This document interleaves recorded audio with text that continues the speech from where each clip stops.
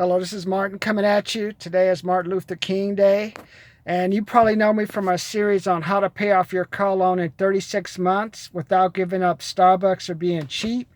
And you probably know we started a new webinar. In this one, I'm going to just talk to you about some things that'll prevent you from paying off your car loan faster or even just paying off your car loan. And one of those things, I gave you the three, but today I'm going to talk about one of them. And another one is what happens if you have a relationship change? And I know what you're thinking. You're thinking, oh, Martin, nothing's going to happen to me. My girlfriend loves me. We live together. We're going to pay 50-50. Or you're married to a wife. Or you have like just a roommate and you have a living wife, or just like a bonus one. What about if you just have a roommate in general? Separated, divorce. Those are the other ones you think about when dating. But just what even happens if you just have a roommate that stops paying? And let me just give you some numbers, like just for the ones that think you want. You think, oh, Martin, we'll do 50-50. I live with two girlfriends, Delilah and Jocelyn. Jocelyn, I live with her, and we live with her roommate, Margarita. And we already had issues. We're trying to do the 50-50 things, but of course, people weren't paying their part of the rent. And that relationship ended when Margarita almost burned down the kitchen.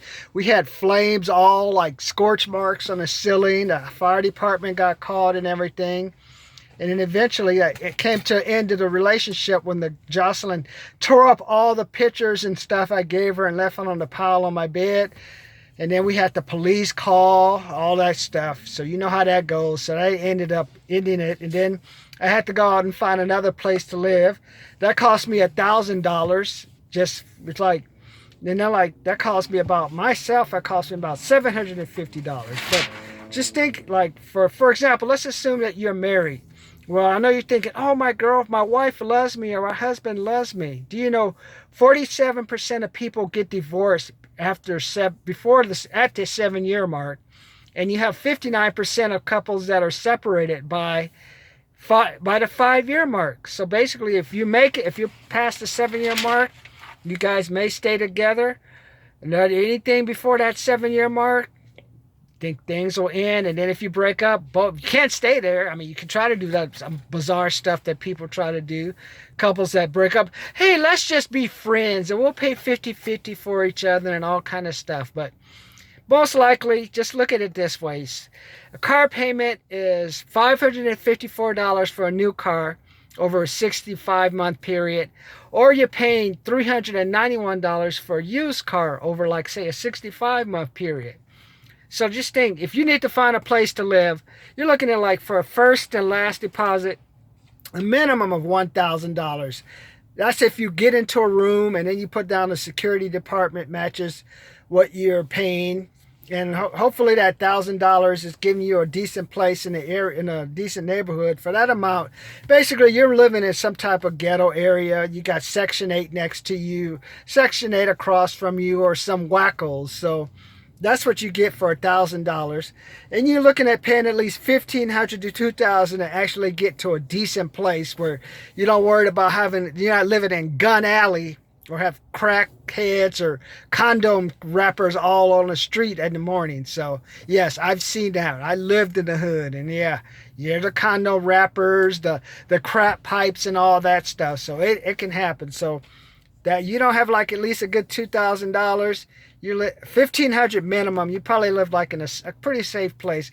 Other than that, good luck, man. I hope you're carrying some guns, unless you're a drug dealer or something. But just think how that would impact your car payment. If you have to pay $554 for that new Audi, or say like me, you're paying $34 for like a 2014 Camry, that cuts into your money, man. That means you better have like some money saved up. You're looking to say, at least have like $1,000 saved up. And like I told you before, like a majority of people don't even have $100 saved up. So they have to turn to their credit cards. So, and you're not thinking, well, Martin, I'm going to pay 50-50 with my partner. Like, basically, like, even if you're married, just look at it this way. 35% of men are having divorces that are married. 25% of women are having divorces that are married. So, if you're married, if you're having either one of you are having an affair, basically separation and divorce are in your future. So that's going to impact your car payments. And I'm not talking about the roommate that bails on you. For example, for me, I live with a roommate named Anna. After I got broken up with Delilah, I spent $500 for the first month's rent. I believe like $250 for the security deposit. And I moved in with like her, and like I was living in a pretty okay area. It just turned out her boyfriend was bi, and they were doing, back then, smoking a weed and all kind of bizarre stuff, and wanted to do threesomes with my girlfriend and I. But other than that, things were fine. And then all of a sudden, Anna disappeared. I was like, I was working at student conference houses at UC Davis and also picking up side jobs. I worked at AM PM, where I actually got fired because they were upset. There used to be a time when you used to have like this giant shake machine. You had to take the shake machine apart, cleanse all the parts, put it back in. And then there was a time you have to like clean all the soda machines. And everything's totally different. I remember I was cooking the hamburgers, throwing the stuff away. That job ended because, I don't know, they wanted me to actually mop the floor and all kind of stuff. And watch the money and deal with the crazy people. And count the cigarettes before and after my shift. That was the worst job. Then I remember I also worked at Subway, tried to work there, get a little extra money. Martin, you got to cut the sandwich a certain type of way. You got to put the food a certain type of way. You got to move at a certain speed. Basically what I'm saying is that ended quickly as well. But I was making my money, even though I think my portion of the rent was about $350 or $360. Anna disappeared 2 months. 1 month she didn't come by. 2 months she didn't come by. 3 months she didn't pay her rent. And then the owner finally came by and said, hey, bro, either you're going to have to get a roommate in here or you're going to have to move. So basically, I ended up having to move. And that's when I moved to LA and actually found the place. And that cost me like at least $1,500. Marbrus Apartments, Long Beach Boulevard, PCH. Good place. A lot of fun times there with my roommate, the girl who was a stripper, Denise, next door.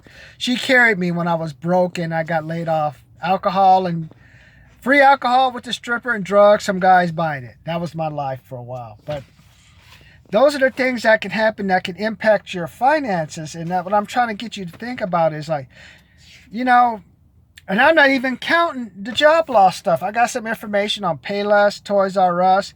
There's a place called Washington Mutual.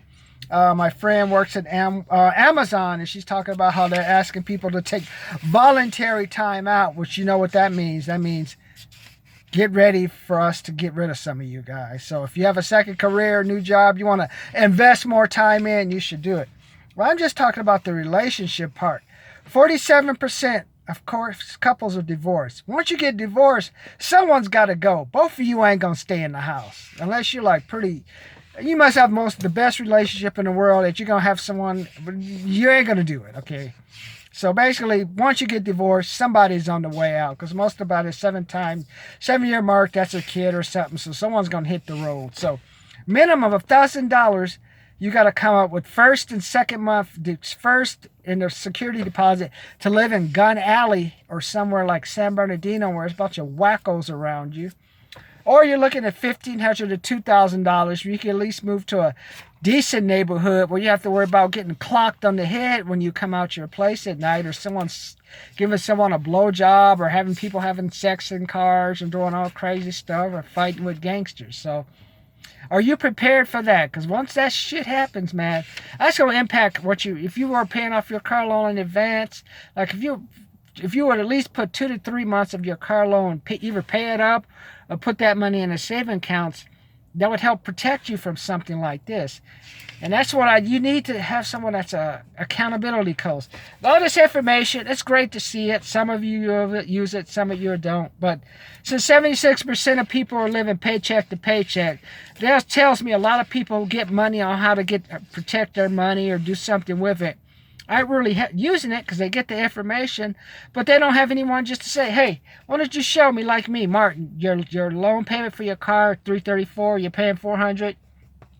You do that for 12 months. You've paid 1 month extra or 2 month extras on your car loan. So instead of a 60-month car loan, you're down to a 58-month car loan. You're making progress. I'm looking at the numbers. I don't care what you say. You need to show somebody the numbers. and have someone say, hey, what's going on? What can we do to change that strategy so that you can get to where you want to go, man? What happens, if you lose, your roommate moves out, you get divorced, you get separated, you have to go for your own sanity, man. You can't stay in this place.